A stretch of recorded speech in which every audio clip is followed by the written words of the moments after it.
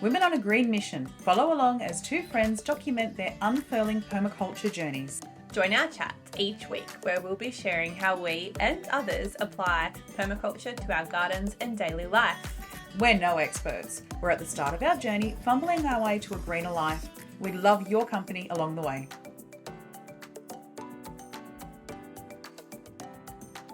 Compost. Hey! Welcome back to another week with us having a chat. Being idiots. Yeah, pretty much. What has been happening in your world, Joan? Oh, making a bit of compost. Me too. Actually, I haven't really been making any. Well, I have. I've got my slow compost barrel that I've got. Oh, yeah. But my hot one compost, of the crank ones, yeah. So we put all our food scraps in that so that the rodents don't get in there. And that's actually just churning out beautifully. So I get that to like 80%, and then that goes into the next hot compost that I make. Oh, right. Yeah, so that sort of finishes off in there. Yeah. So I have actually been gathering, a whole heap of materials together ready for the next hot compost. But our last one is just beautiful. It's been sitting there for like 2.5 months because I just didn't get to turning it. But I turned it the other day and, it was just gorgeous and black and lots of wormies through there, and it was really good. So, I topped up the garden beds with compost, and they said thank you very much. They were very happy with that. And then we got a whole heap of rain, which was perfect. Because you guys do mainly no-dig beds? Mainly no-dig, yeah. So minimal, I suppose I call them, instead of no-dig, minimal disturbance. Yeah. Nice. Yeah. So that's been, We've been composting too. So we've got our bays. It's compost week. Bays now. We've got a 3-bay compost. I wanted to do a 4-bay, but the corrugated iron wasn't long enough. So we just stuck with 3. So 3-bay compost system, like a meter cube kind of size. Yep. I watched Weedy's video. I revisited our stuff from our PDC. Yep. Been reading Hannah Maloney's book. I've been reading Compost Kate because I've never really done a lot of compost before. Compost is so much fun. So, yes, I've done all my research. I got into full type A mode of being organised and good to just write kind of thing. So, got my compost, got all my materials. I've been trying to get as many varied materials for the compost as I can. So, we've got grass clippings that are browns. We've got aged wood chip from our neighbour down the road. So that was for free. And that's all got fungi growing on it, so it's really broken down. Okay, so it started to sort of decompose. We were digging it, and there's ants all living in it in big nests and stuff. So it's been sitting there for a long time, so it's already broken down. And then we've got our bokashi bin that's been sitting there for a few weeks. So we're going to put that in a thin layer. How do you find that? I have not bokashi'd yet. It's our first time. Yep. So I kind of recommend having 2 bokashi bins. Mm-hmm. One that you fill and you let sit, and then the other one you fill and the other one sitting. Otherwise, it's kind of not ready in time. Yeah. It's got to sit for a little bit before you can then do it. Yeah. Or you just kind of bury it in a trench. I wouldn't put that in a compost. But we're doing that bokashi method so that it's already broken down, fermented. Yep. By the time it goes into our hot compost. Yeah. Okay. Yeah. So that's kind of our plan with that. Coffee grounds. Mm-hmm.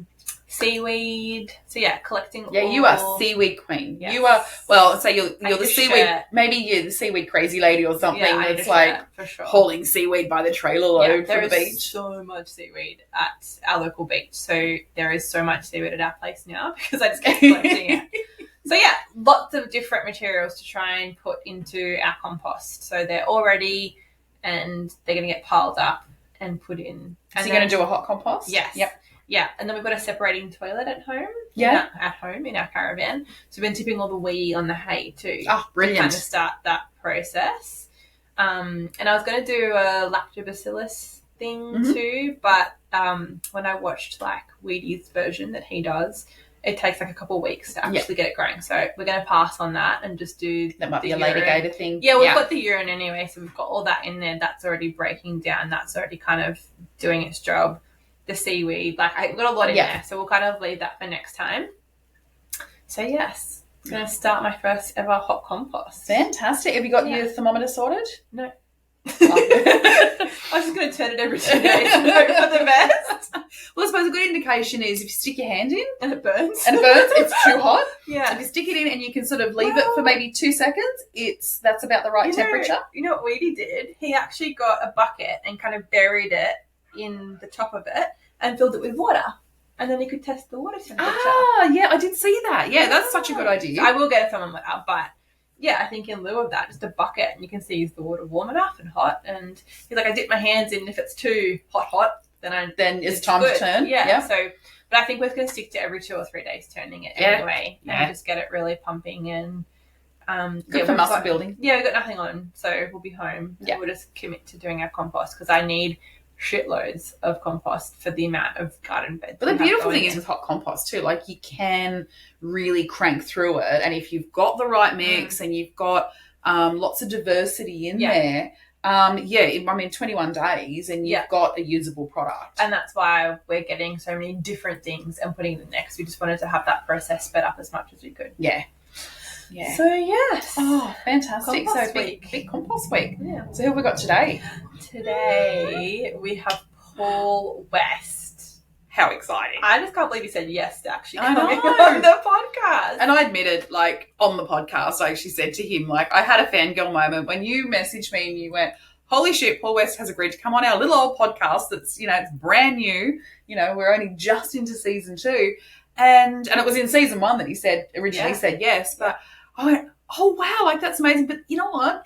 It's just a testament to what, the permaculture and the greater organic growing community is like. Like everyone has just been amazing. And like Paul it was so much fun to interview. Yeah.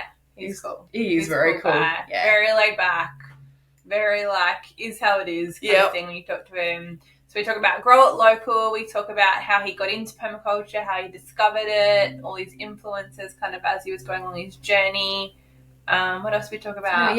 Touch on a few challenges as well because we love to talk about a challenge. So and just like how it all happened, like the TEDx talk. Yeah. And, there's just so much that we kind of got into about, and some future plans as well. Yeah, true. Yeah, we did. Yeah. There. So hope you enjoy this episode. Have fun, guys. Hi everyone, this week we're joined by Paul West, who you may or may not know of. What do you mean may not?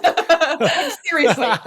Well, I have to admit, when you agreed to come on the pod, I had a little bit of a fangirl moment. I was like, oh my God, really? You're making me blush.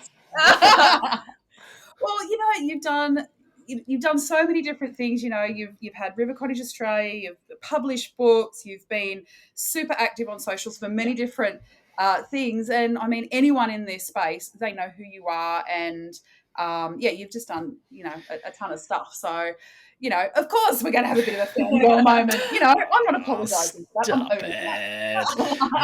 You're going to make my head explode. Explode away. Before we get too into the story and the podcast, we just wanted to acknowledge where we're recording on.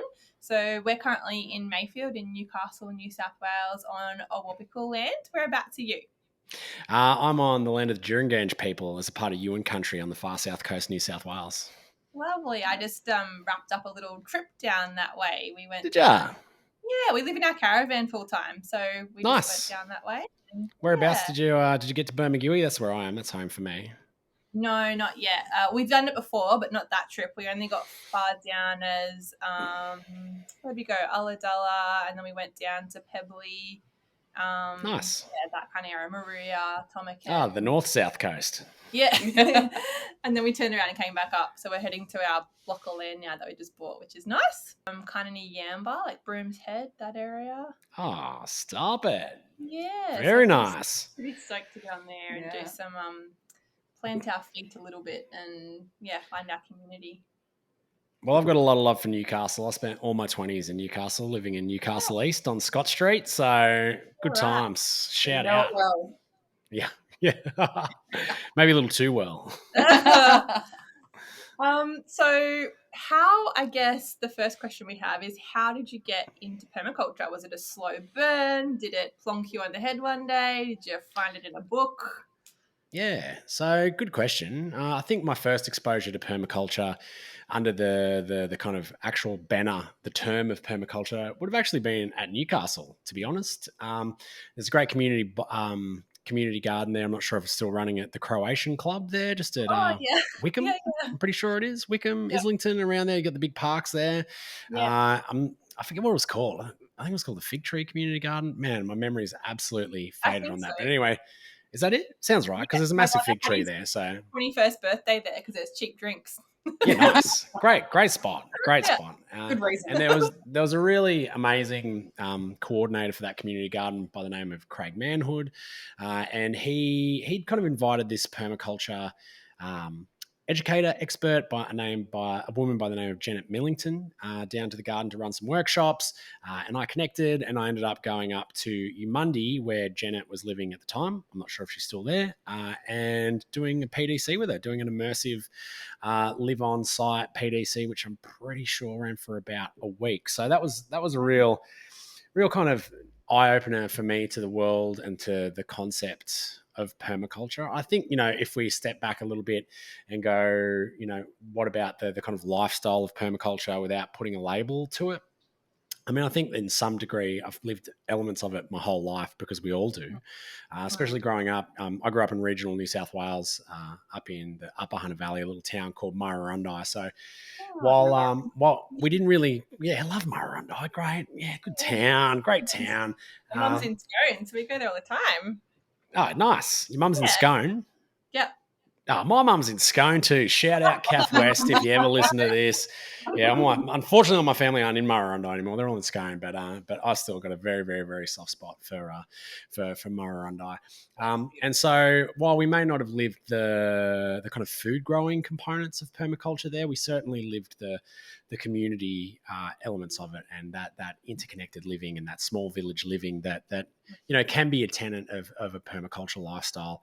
And then as an adult, after leaving Murrurundi, I was always, kind of drawn to growing food and plants and gardening. It helped that my mum was an amazing gardener. So even she was an ornamental gardener, so there wasn't really that food component from what she did. But once I left home, I kind of just bounced around the place for a bit, and then had this amazing experience on a farm down in northern Tasmania as a woofer.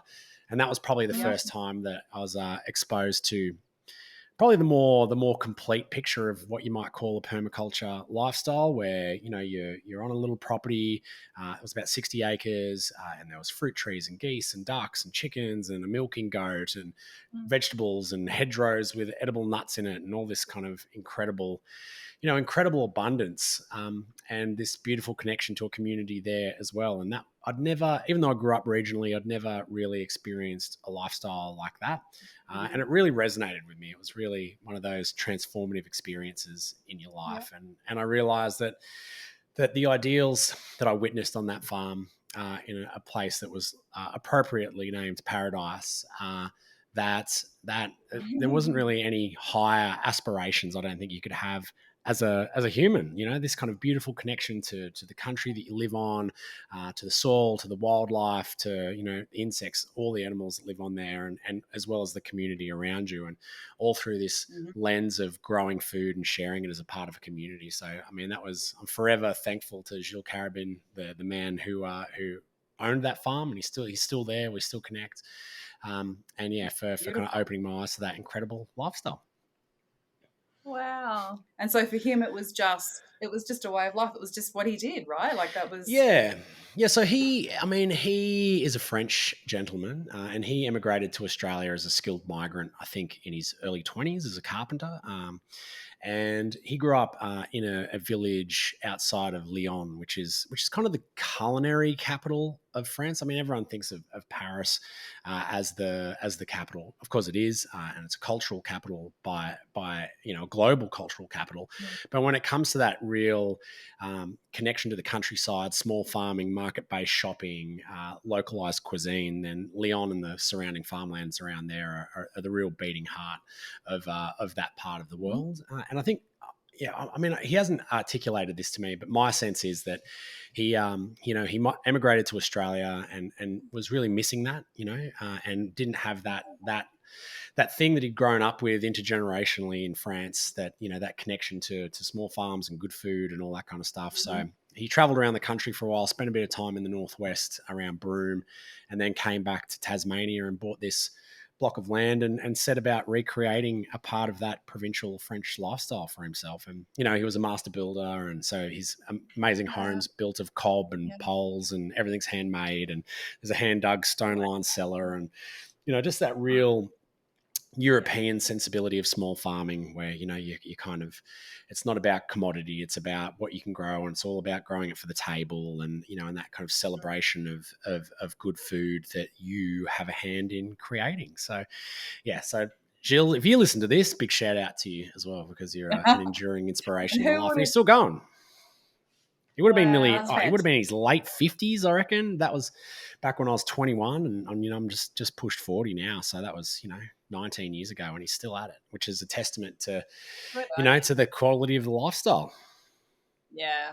Well, he should be very proud to take a 21-year-old enthusiastic young bloke and be able to, instill that in you and inspire you to do what you do now, and create such a legacy. Yeah, it was a really beautiful moment.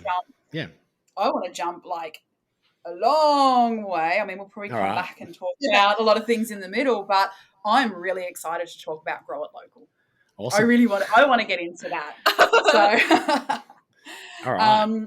So I suppose, with that, I want to know how it sort of came about, because, we've been doing a bit of research. I'm an investor. I mean, nice one. Yeah. Nice work. And both, we're both members. We both, watched a lot of the workshops, and I want to know a little bit more about the history of how it came about, and then, how you got involved. Because we saw it started in 2012, and then this TEDx happened, and you went with them at that point, and just kind of how that all came to be and how you got involved. Yeah, so it started as an idea of two gentlemen by the name of Daryl Nichols and Andrew Valder, two of the original co-founders of Grow It Local, and they also created a business and a movement called the Garage Sale Trail, which was born out of a weekend of garage sale trails in Bondi as a part of the Bondi Festival many, many moons ago. And they took that celebration of garage sale trails and took it all over Australia, took it all over the world. And it was this incredible celebration of thriftiness and upcycling and community and all the great things that we love about garage sales.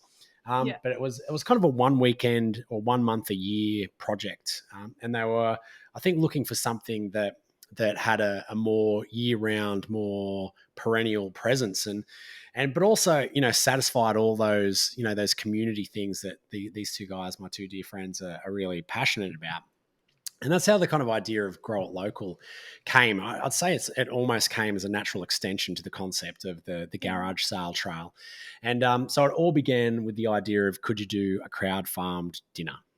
And it happened in Bronte back in, I'm going to say 2012. It might be 2013. Excuse me if I get my dates wrong. If anyone's listening to this and they're like, "You're wrong, Paul." The idea was to could you host a dinner where all the produce was grown and donated from people within a certain community, and the kind of feelers were put out, the announcement was made, and they were just blown away that even in, the dinner happened at the original Three Blue Duck site in Bronte, and they were blown away by the response and just the kind of passion and the enthusiasm and the spirit of all of that, and of all these incredible home food growers coming out of the woodwork, and every single ingredient, every single thing that was donated had this incredible story that accompanied it. And it was about, a avocado tree that had been grown in someone's backyard for 40 years, or, someone just been out diving in, off the heads of Sydney Harbour and got these, incredible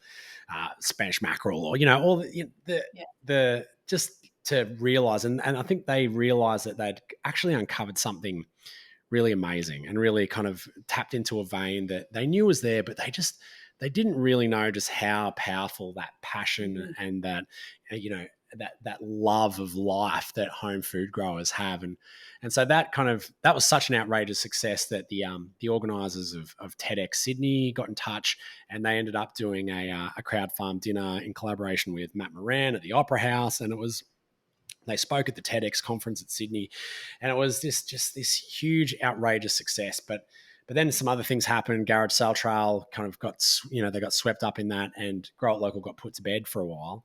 And then in, I'm going to say February or March of 2019, I was presenting at the Sydney Tomato Festival, which is put on in conjunction with the Royal Botanic Gardens and the Diggers Club. And I'd done a little bit of work with Garage Sale Trail with both Daryl and Andrew. So I knew them both. And they knew I was coming into town for this, and they kind of got in touch and were like, oh, we'd love to tell you about what we're doing with Grow It Local. If you've got a moment, I was like, yeah, sure, come on, I love it. Sounds good. They kind of gave me a little top line elevator pitch about what it was about. And I remember them, we were in, the Friends of the Botanic Garden room running this workshop, and it was good, just a great day, just, lovely gardeners, talking about the good stuff, talking about tomatoes. And Daryl and Andrew were sitting at the back of the room, and everyone kind of filtered out for lunch. And I remember they kind of whipped the laptop out and ran me through a little, a little slide deck about, what Grow It Local was, what it had been, what it was doing, what they thought, the potential of it was. And it just instantly struck a chord with me, because that's just that celebration of community and helping people to learn how to grow their own food. It's just this. I think it's this like magic bullet that can solve so many of the world's woes. I think it's if you just connect in some small way with the food that you eat, whether it's just even as simple as growing some leafy greens or some herbs, or going the whole hog and doing the whole self-sufficient farm type approach. It doesn't really matter what scale you do it at, because the benefits, you kind of get most of the benefits from even just the thought of the action, just going out and just being the smallest bit conscious about the food that you eat.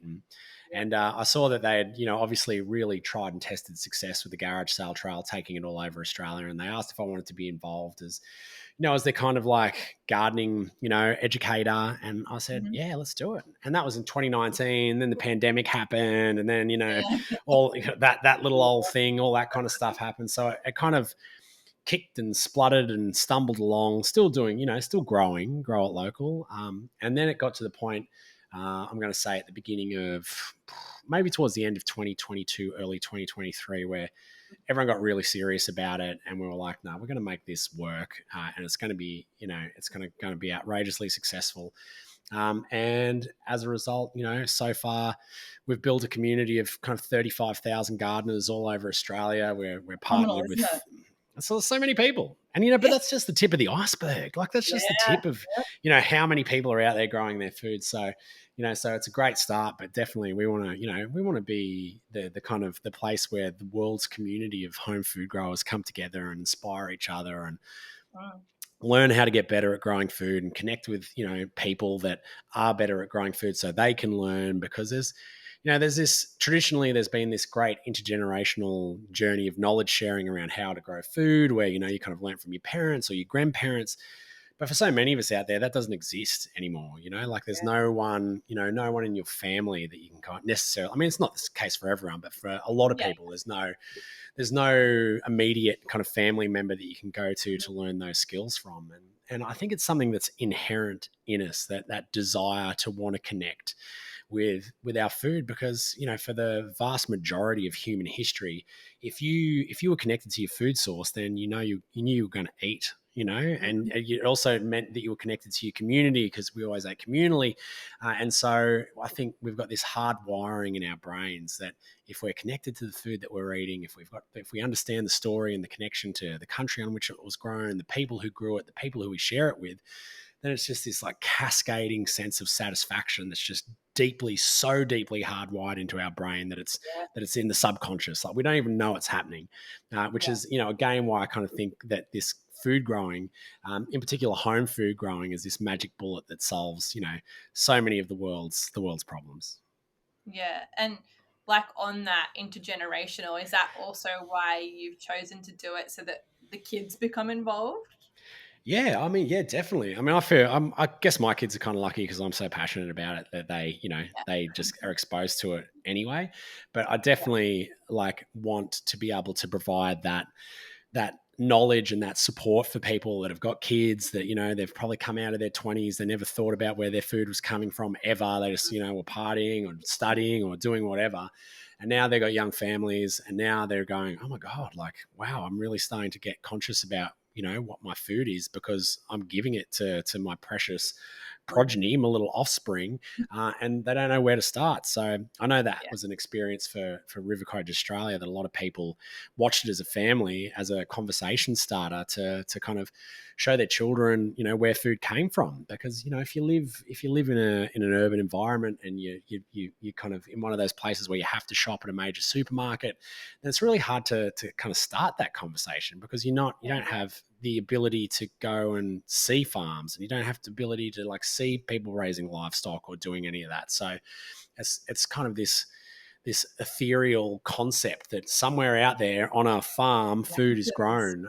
Taking that step back, like, even the people that may not even be aware that they could have those conversations with their kids because they haven't had those thoughts themselves, to be able to then see that and go, oh yeah, like, this is how it happens, this is where it comes from, and I can get involved at some level. Yeah. And I mean, the great thing about kids are they're so intuitive. Like every animal, every living thing is born with instinct, I believe. And I reckon that human children have got really strong instincts around food, because it's hard, again, it's hard baked into them through, hundreds of thousands of years of evolution. And then eventually those kind of instincts are softened by culture, where we go, okay, well, we live like this, rather than like in trusting your gut, so to speak.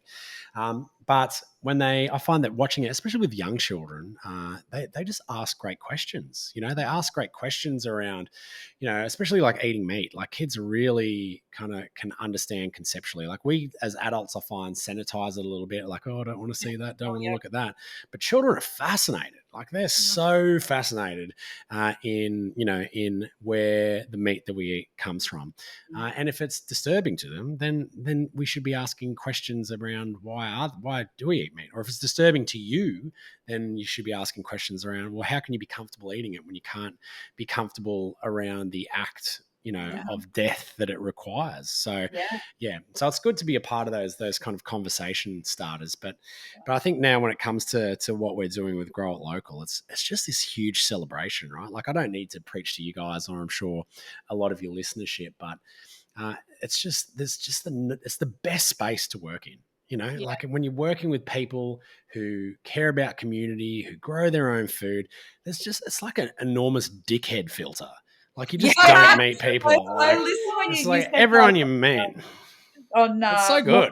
When Morag was interviewing you, and I love that. I was in the car listening to it, and I'm sitting at the lights, and I've just like burst out laughing at that, because I'm like, it really is. It really is. Yeah, it's an automatic test, that if you have that patience and that willingness to kind of go through the work to get the outcome, and you've got your hands in the soil, and you care about what you eat, and you care about the environment, then you're my kind of people. It's a guarantee, like it's such a good way to connect with people. So, and a lot of what we do is with Grow It Local is not just about educating people, but also celebrating the space. I'm not sure when this is going to air, but at the moment in early 2024, we've got the Grow It Local Awards running. They're in their 4th annual year, and they're a gardening award, and there's 8 categories, and it's just the total celebration of the weird, the wonderful, the creative, the ingenious world of home food growers. Like if the Chelsea Garden Show is one end of the spectrum, we're at the other end of the spectrum. It's like if one's like you've got to have $1 million, and you've got to have a world-renowned landscape architect, and you've got to have all this stuff, and it's about who's got the deepest pockets to make the kind of most crazy concepts. Whereas this is like we intentionally create the categories to make sure that as long as you're doing something, there's a way that you can win a prize. And the kind of the metric is about your passion. It's about your creativity and your passion. It's not about who's got the biggest, best looking kitchen garden. Like that's not a category. Like it's why I love my patch is a category. So it gives people that opportunity to tell us, or to tell the world, like why they love their garden so much. Because as you two would know, it doesn't take much prompting to get a gardener telling the world about the benefits of being in their patch. Like we all know it's amazing. Yeah. That and the weather. Yeah, that and the weather. Love a weather chat. Love a weather chat. You can always tell, a gardener or someone who's in that space by, you talk about the weather, and if someone's not there, they're just looking at you like, what does it matter? Jeez, you guys work for the Bureau of Meteorology or something, do you? It's been a bit dry, a bit wet, a bit hot, a bit cold. Yeah. They're like unseasonal. And So why have you guys chosen the vehicle of, free workshops, seeds, and Yeah. those kinds of things rather than making another TV show or making a book or something else? Yeah, well, because I guess at the heart of what we want to do is educate people and inspire them. So, I mean, a TV show certainly helps to educate Mhm. and inspire. But we found that, by running these free workshops with some of the best gardening talent from all over Australia, that it gives people that real opportunity to access and connect with the expertise, no matter where they are. Like there's a lot of kind of amazing gardening, growing hubs all over Australia, certain communities where you can just, any given weekend go to an amazing workshop with an amazing educator. But for a lot of people, especially those living remote in Australia, like there's just no opportunity to attend a face-to-face thing, And there's obviously some incredible gardening television out there, some gardening media, and it's great to watch, but you can't ask questions. You can't be sitting there watching Gardening Australia and ask a question of Costa as he's, Put your hand up and yeah, excuse me, Costa. So you can't do that. Whereas in these live workshops, you can. So you kind of get and we use a lot of the Gardening Australia presenters in our workshops, and so it's a real opportunity for people to kind of get a little bit more of an intimate connection with these experts and to ask the questions of them and to get that that deeper understanding of their own garden and their own patch. And so that's really one of the main ways that we want to inspire people. And the free workshop system's kind of funded by local government all around Australia. So we've got local government partners, and they kind of enable us to run these free workshops around the country. And then when it comes to the seeds, what we do with like the seed service and the grow along journeys is we realize that it's a really kind of complex and often fraught with difficulty and lack of success growing your own seeds. So we provide these curated selections of seeds, and people receive them in the post, and then they can access a kind of patch to plate content journey off the back. So you scan the QR code, and it takes you to your own personalized dashboard, and there's a little like piece of content with someone like myself or Costa or another gardening educator telling you how to prepare the beds, telling you how to sow the seeds, telling you how to kind of look after the plants once they come up, and then at the end teaching you how to cook them. So we just want to make sure that that people feel like they're supported and they've got this knowledge at every step of the journey. And so far we're finding this really resonating with people. So that's we're hoping to continue to grow that and to have more people growing together all over Australia and maybe even the world. Love that it's not a stuffy thing either. Like one of my favorite workshops was with Casey Lister, and she was talking about how to use like fruits and veggies in your garden to make cocktails. It's like, how relatable is that? Yeah. That's exactly what I want to do. Yeah. Everyone needs that workshop in their life, don't they? Like that's why I grow lemons to make cocktails. Like, why else would I grow lemons? Because it's not a stuffy space. It's a celebratory space. It's a fun space. It's a casual space. It's why we all want to be in it. It's like if I could just garden every day of my life, I'd be stoked. You could be like, never grown anything in your life, and this could be your very first sort of foray into learning how to do anything like that. And you'd be totally included and welcome and valued with anything that you had to share or questions that you asked. You might be that person, say on a live video, to be asking the questions that someone may have themselves but not game enough to ask for whatever reason. So like it's really quite inclusive. Yeah, and gardeners are a really welcoming bunch. It's like there's plenty of things out there. If you've never done it before, there's some extreme barriers to entry. Like if you want to learn a martial art, going into a martial arts gym on day one's pretty intimidating, right? Everyone's like punching things and hitting bags and looking and like making noises. And if you've never done it before, it's kind of like, oh my God. Whereas it comes to gardening, like when it comes to gardens, like if you're a non-gardener, if you go to someone's house and they're a gardener, you leave with cuttings and you leave with relishes and you leave with surplus zucchinis and you've had 40 cups of tea and your head's kind of blown from all this information that they've just been freely and willingly sharing with you in a really kind of casual way. It's just, I think as a gardener, I realized that you start to cultivate this sense of abundance, right? Like it's you kind of, it's not a finite world out there, like where everyone's kind of like so miserly and like, I need more, I need more. But once you start to grow food in your own garden, once you get a bit of a handle on it and you start to have some success, then you start to grow abundance, and you start to have heaps of stuff. And you realize that all those excess zucchinis that you had just came from like came from a couple of fraction of a cent seeds. So it's like there's no dramas giving them away. You're like, oh man, it's like serious. And when you everyone's got gift homegrown food, there's strength as well, right? Like, you yeah, could be really good at growing one thing and, I could be really crap at growing that thing, but, you've got that down pat. So that's cool. You know what? I'm not going to try and grow it because, my context of my garden's just not going to work for that. And then you can swap, share, trade. I love that gardeners aren't gatekeepers. Like they're just so no, the opposite. They're gate openers. Yeah, share knowledge and like gate tear downers. Yep. Unless it's the gate to the chook pen. Yeah, someone's got to leave that closed because otherwise they rip in and they eat all your seedlings and they flick all your mulch everywhere. But yeah, definitely, I think gardeners are an open door community, open gate community. They love it. And so you found the uptake of the seed program's been really good so far? Yeah, I mean, we're only just testing it, really. Like it's, I'd say, in its absolute infancy, and we've managed to build this incredible community of growers all over Australia. And once a year, we do a membership survey, and we ask what people want, like ask where they need help and how we can, help them become better gardeners. And the seed service is off the back of that, So it's off the back of people saying that, I need help. Like I don't know what I'm doing. I'm a new grower. Like I'm a new gardener. Like I can't find what to do on YouTube. Like, I mean, there's 1,000,000,001 gardening videos out there, but none of them seem to make sense for what I need. And so, yeah, we created this as a way of, making sure that without actually sending Costa out to hold people's hands individually, which I'm sure people would love, and he would be up for it, but we'd have to work on the cloning system there for him to have 1,000,000 Costas to do that.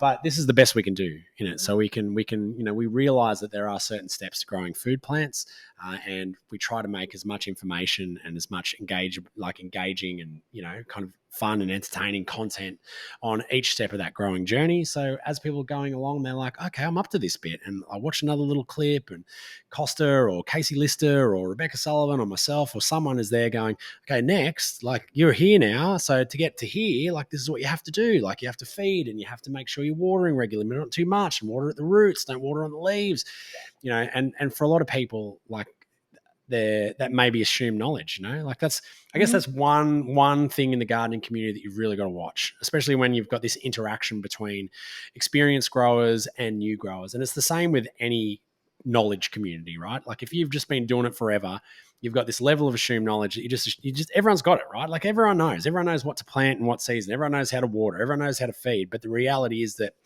so many people coming to gardening for the first time have none of that knowledge. And so making sure that we just really clearly and in an accessible manner spell it out for people. So because we want people to succeed. Because the thing that I love about gardening, there's no, like, I've never met anyone that goes, oh yeah, I used to be a gardener. Yeah, once upon a time. Yeah, I used to garden, don't garden anymore. It's like, no, it's the polar opposite. Like if you start and you have some level of early success and the bug bites and your thumb turns from brown to green and all of a sudden you're growing everything you can and your house is stuffed full of plants and there's no square, millimeter left for anything else, then you do it for life. And, I get to travel all over Australia and meet, communities of gardeners everywhere all over the country. And, the most dynamic group of nonagenarians anywhere you go are the local garden club. Yep. Like you'll find the most insanely active, sprightly, alert, engaged 90-year-olds at your local garden club. Yeah. And I'm like, there's something in that, right? Like there's a reason to get out of bed. You've got vision, you're like going, oh, what's happening? That's going to be ready in 3 months. Like you're doing all this, human-centric movement around your garden. It's not backbreaking, but it's enough to keep all the pumps pumping in your body and keep your vitality. So yeah, really inspiring. That's it right there. That's the message. Garden for longevity. Yeah, garden for longevity. Get out there and grow something. Yeah. Garden for life. So I wanted to ask you about, because I know that on the Grow It Local website there's some really cool metrics. So yep. As it stands now, or last time you measured, so how much growing space is there? So from our 30,000 plus odd community, I'm going to say I couldn't give you the exact number because it changes every time we have a new member. Really? And actually, I probably could. Wait a second. Like, just give me 2 seconds because we live in the digital age. So I'm at my computer, and so area under cultivation is currently 1,286,244 meters squared. Wow. So that's a lot. That is a That lot. is That's a lot. phenomenal. And so that's actually off. That's not from the 30,000 strong community. That's of that community. There's just shy of 6,000 people that have actually registered their patch, Mm-hmm. and as a part of that, we ask how big it is, and so that's that kind of metric, which is amazing. Like that is Because a you have lot. like a map. I know I've registered for it, like Yeah. on it. And so you have a map of all these people. And so is there a way these people can connect and meet or? Yeah, I mean, I would say that that's not our platform's strong point, Yeah. but it's certainly got functionality where you can connect with people in your in your kind of local area, and you can list workshops, and you can try to connect with other people in your community. But Mm-hmm. I'd definitely say that's not the focus of the platform, and so the kind of functionality around that can be a little bit limiting. But I think a good example of that kind of stuff is when we do the live workshops. And I'm off. Sometimes I'm the presenter, sometimes I'm the moderator. And when I'm the moderator, I'm constantly in the background just watching the chat and just seeing how people just like most of the time the questions have been answered before the presenter even gets to the end of the workshop. Yeah. Because there's someone in their community that's asked the same question. They're like, oh, yeah, no, if you want this, try that. Oh, you just ask that. Yeah, no, this is the way to do that. So I was like, and again, it just speaks to that kind of generosity of knowledge from the gardening community that everyone just wants to be out there and and sharing the knowledge, because gardeners are growers. They want to grow the community. They want more people growing food. They want more people to kind of enjoy that quality of life that we know about as gardeners. And Yeah. I kind of like ask people, I'm like, what is the work? Can you give me a downside to everyone in the world growing some sort of their own food? Is there a downside? Like, can you tell me what the negative would be is if everyone in some way Yeah. played a role in growing their own food? Because there's not. Like, other than your local nursery would probably be jammed on the weekend, Yeah. But then there'd just be no more nurseries, Well, I was which going is to say, yeah, great. there's still no downside to that. I mean, it's No. There'd be a local. little bit of adjustment period where everyone was gardening and be like, oh, there's only one nursery in town. That's not enough. And then there'd be 10 nurseries and everyone would be spread out again. It'd be great. Yeah. Be like cafes. Imagine if there was as many plant Oh, nurseries as there were cafes. And there kind of was once upon a time, just be hard. before the Like, big box stores took over. Like it's, every driving all through a rural Australia, you see the remnants of old nurseries, Yeah. where they were obviously huge and plant lovers and horticulturalists. And now we just kind of get all our plants from big hardware retailers. So, that's the way it's going. But on the same hand, I feel like that there's this real groundswell of enthusiasm. yeah. Like people talked about it being a fad during the pandemic. People talked about it being a fad before the pandemic. They're this like, oh, grow your own thing. It's just like another flavor, another phase. It's like, no, it's not. Like, it's a fundamental human experience. It's a Mm. fundamental part of being a living organism on this planet. Like, if you're not going to be hunting and foraging, you need to be growing. Or someone needs to be growing on your behalf. Like So during it's, the it's pandemic, like that was the highlight for a lot of people, that food security was yeah, an issue. The fact that they went to their local supermarket that they did day in, day out before, yeah, and mindlessly bought whatever. And again, no judgment, because I still shop at a supermarket. We all do. yeah, of course. But people go in, they're busy in their day, they throw the stuff in the trolley, and then they go home and do whatever. And then not being able to do that, rocking up and going, shit, I can't buy that bunch of bananas. Yeah. I can't buy a lettuce. I can't buy my capsicum. Yeah. And then having, this realization that things can be very limited very, very quickly. Yeah, I And, think that was, like yeah. those big box stores sold out of those seeds like that. And Mm. us Yeah, gardeners who crazy. were desperate for seeds went, shit, we can't get seeds now. Oh, So damn let's it. target us and then do more seed saving, right? Like, Yeah. I think, had a and I think that experience during the pandemic was one of the first time for many people. Not saying everyone, because there's people that have lived through depressions and wars and all kinds of conflict in other countries. But I think for a lot of Australians, it was the first time that we saw the fallibility of our food system. Like, it was like, oh, there's food at the supermarket. There's always food at the supermarket. Like, that's just, you don't even have to think about that. Like, that's just always going to happen. And I think that kind of popped the illusion a little bit of people that it will always happen. There are circumstances that arise that can challenge even the size of our kind of big supermarket duopoly and the industrial centralized food system.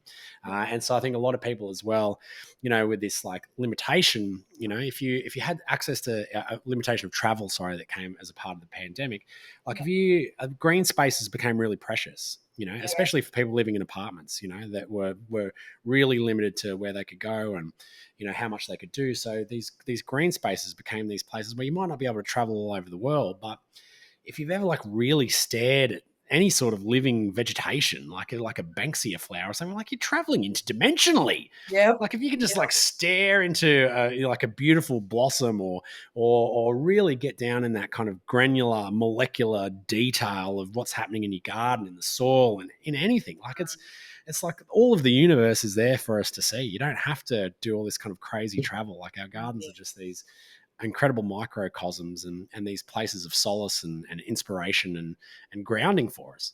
Yeah.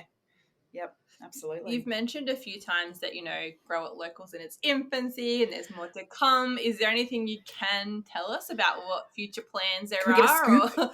Or even just like your vision for where you want to see it in years to come?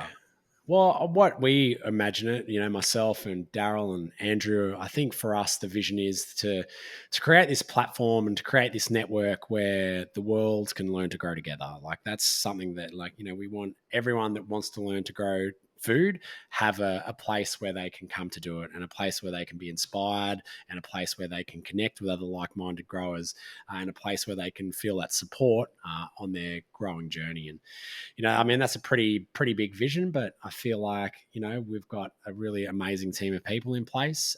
And that's certainly our aspiration to kind of create this space where people can just learn to grow, like where anyone, no matter what your cultural background or where you are, and whether you've got a quarter acre block or whether you've got a sunny windowsill in a small apartment, there's a way that you can connect with and learn how to grow your own food. So you're sort of picturing like grow at local New Zealand and grow at local Netherlands and Iceland, Zimbabwe. Yeah, all of it, for sure.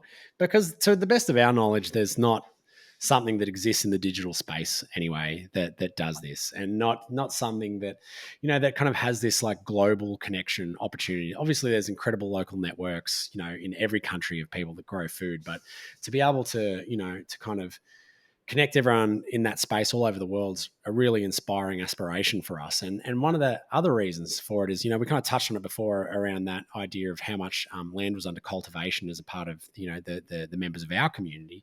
Well, there's, as a part of that membership survey that we do every year, there's all this kind of impact reporting that we do to understand the positive effects of people growing their own food, whether they be socially or in their physical health or their mental health or environmental health. And what we've come to realize over the last 4 years of that survey is that it's kind of this like unspoken force in the world. When we talk about landscape management, we talk about the public estate or the Crown estate, national parks and Crown land. We talk about the agricultural estate and farmers. But what we don't really talk about is the impact that people are having in their own backyards. And while it might not represent the biggest space in terms of square kilometre or square meterage, as opposed to, broadacre farming, what it does represent is the peopled landscape.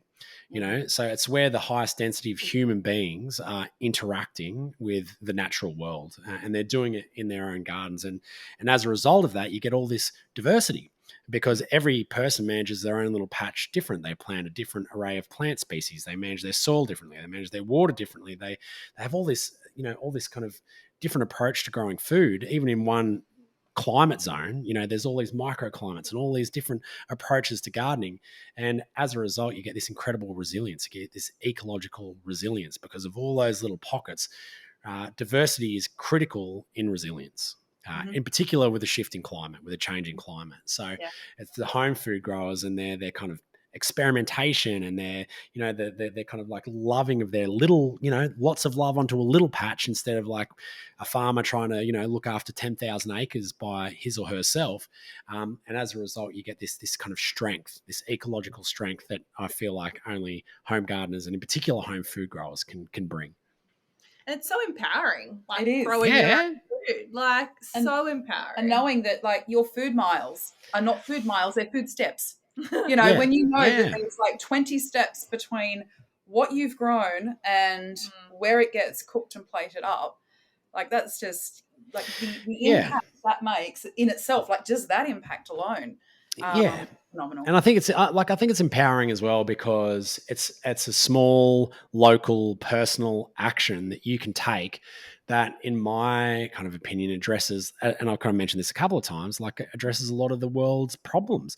You know, Yeah. if you're someone that suffers from climate anxiety, like, I mean, yes, sometimes our gardens can give us climate anxiety as well when you get Yeah. like crazy storms or like weird weather, like upside down summers, all that kind of stuff.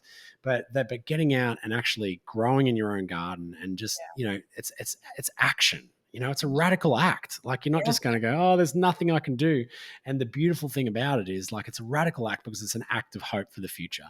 So when, you know, when all the news is getting you down and everything's bad and you're like, oh, we're all going to hell in a handbasket, the simple act of gardening is a hope for a better tomorrow, because you're doing it, you're hoping that these seeds are going to grow.